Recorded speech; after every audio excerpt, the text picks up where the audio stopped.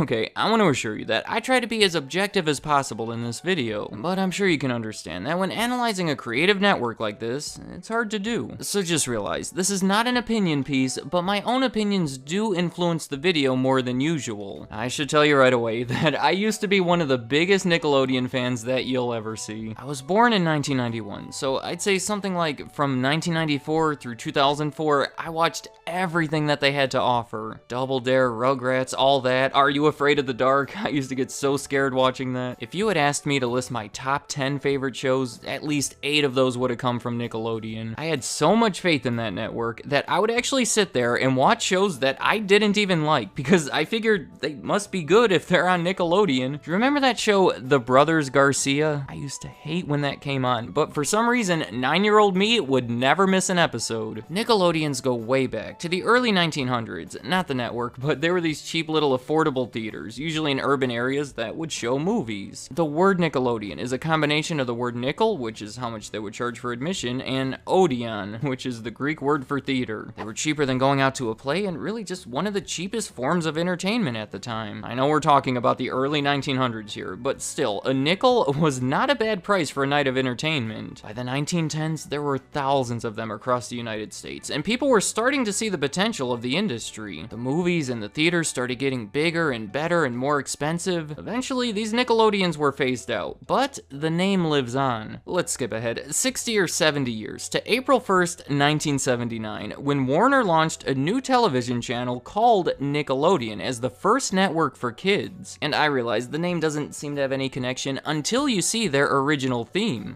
Introducing Nickelodeon. Children's programming that's fit for children. There was this projector and a mime with this old-timey music. Honestly, I don't get it. Maybe things were different back then, but I would never expect this early 1900s theme to be appealing to children. It just doesn't seem fitting. Plus, considering they didn't show old movies or shows, it just doesn't fit. Maybe they got that same impression, because after a couple of years, they dropped it and brought in some more color. But through all of this, nothing was really happening. They did have a hit show called You Can't Do That on Television, sort of a sketch comedy thing. It's actually responsible for introducing the green slime to the network. But other than that, things were pretty weak, and people weren't really watching Nickelodeon. Now, you wouldn't know it from watching the networks, but Nickelodeon has been closely tied to MTV. In fact, in 1984, MTV and Nickelodeon were brought together into a division called MTV Networks. On January 1st, 1985, VH1 was created and added to that division. 9 months later, all 3 of them were sold to Viacom. It was a deal valued over $600 million and also included half of Showtime. They already own the other half. I want to express how insignificant Nickelodeon was to this deal. When CNN reported on it, their headline was Viacom buys MTV, no mention of Nickelodeon. They only bring it up once halfway through the article when they finally say that they also produce Nickelodeon, but the real prize here is MTV. At that time, of all the cable networks, Nickelodeon was in last place. I think it's safe to say that they were insignificant, but Viacom must have seen potential because they invested pretty heavily in it and amazingly were able to turn it around. As far as basic cable network rankings, Nickelodeon went from last place in 1985 to first place by 1995. Let's take a look at how they did it. For one, they looked at some of the successful aspects of MTV and applied them to Nickelodeon, mainly the graphics. MTV used to have all these crazy, colorful animations and graphics. It sent a cool, modern vibe, and they were kind of known for it. So they figured this would be perfect for our kids' network. For the second half of the 1980s, they introduced everything that I associate with the network. I'm talking all these wild animations with the color orange everywhere, the iconic Splat logo, and more importantly,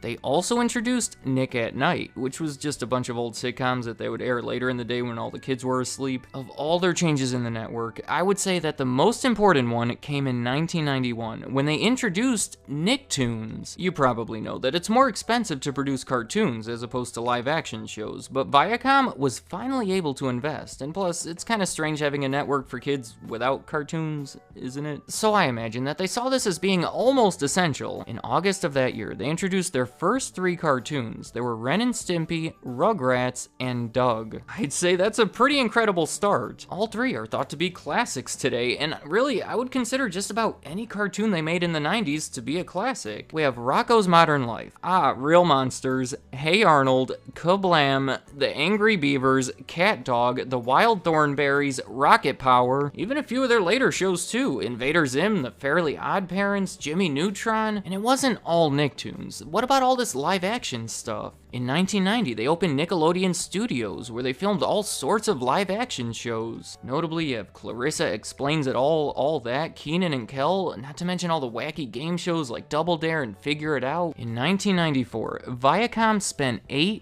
billion to buy the majority stake of the film studio Paramount Pictures. They started putting that synergy to work when they teamed up to create Nickelodeon movies. Their first release was Harriet the Spy in 1996, followed by Good Burger the following year, the Rugrats movie the year after that. Again, all classics in my opinion. Now, I know everyone wants to hear about what happened to Nickelodeon, what went wrong, and why are they so bad now? The idea on my website says Nickelodeon, parentheses, rise and fall, but I have to be honest, I don't have perfect answers as to why they've fallen, nor am I completely convinced of this fall. So instead of trying to make these arguments, I'd prefer to just talk about what's been going on. Nickelodeon is still owned by Viacom, which at this point I'm sure you realize they have a lot more going on, and since they don't separately report figures for Nickelodeon, it makes it difficult to see how the network's been doing. However, they have been reporting how many subscribers they have from 1993 all the way to 2016. Looking at this graph, you may be quick to draw conclusions and say right about 2010, Nickelodeon went bad and they've been declining ever since. I would address that by saying Netflix and YouTube have really grown over that time, especially with kids, and have caused people to cancel their entire cable package. There's this whole cord-cutting movement, and you can expect to see a similar graph for most cable channels, with their peak being right around 2010. And as recent as 2015, their SEC reports claim that they've held on to that #1 basic cable spot every year since 1995. So yes, Nickelodeon is declining in this aspect, but I wouldn't really say it's their fault. Another argument you can make is, what about Nickelodeon Studios?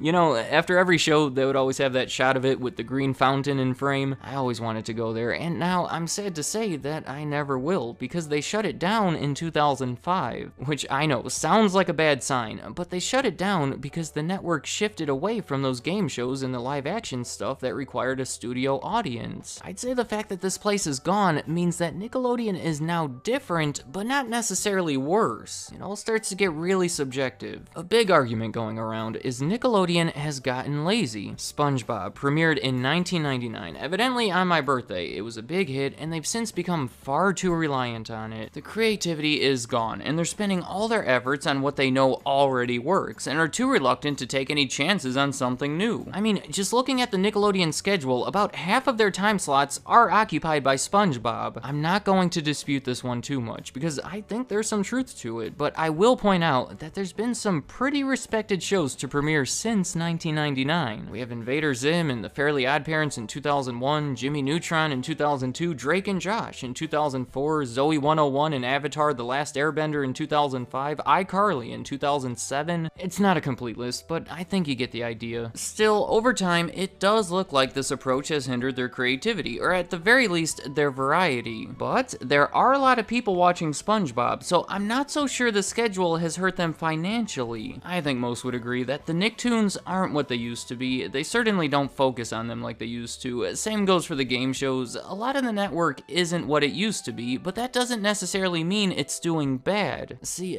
this is where things get difficult. I look at this list of Nickelodeon shows, and in my opinion, they start to get bad right around 2004. Drake and Josh I always liked, and that's probably the last one. Then I look at the more recent stuff, and I don't even know what it is. The Thundermans, Game Shakers, Sanjay and Craig. I've lost touch with Nickelodeon, and that raises a question that maybe we should all ask ourselves. Did the shows really get lazy crazy and worse over the years, or have I just seen them differently as I've gotten older? I don't have an answer to it, but it sounds really ignorant to me to say as soon as I became a teenager, the Nickelodeon shows got really bad. I'll never say anything bad about the Rugrats or Hey Arnold, I still think they're good shows, but I no longer think they're the best shows that humans can ever hope to create. And I've revisited some of those old episodes of All That recently, not quite as great as I remember. And I thought this was worth mentioning. Those 3 original Nicktoons, Doug, Rugrats, and Ren and Stimpy, the shows as they premiered and grew big, all had early endings. For Ren and Stimpy, the original creator was fired. I recommend this video by LS Mark if you want to hear more about that. For the Rugrats, the original writers had disagreements and a lot of them left early on. Saber Spark made a good video about that. For Doug, Nickelodeon let it slip away and it was bought by Disney so they could play it as part of their ABC Saturday morning cartoons. I haven't come across a great video about that, but all 3 of these iconic original Nicktoons went through these major changes behind the scenes that affected the shows after just a few seasons. So, in support of their potential decline, the 3 shows that helped build that lovable kids network of the 90s, arguably more than any other, all had major issues, and that wasn't ideal for the network. But they obviously made it through it. For many kids around the world, including me, Nickelodeon was once something magical. Sure, maybe they've gotten lazy and lost touch with their audience, but I'd argue that with YouTube and all the other on-demand platforms, video games, we now live in a time where it's impossible to capture that same magic through a TV network. Disney does seem to be able to do it, but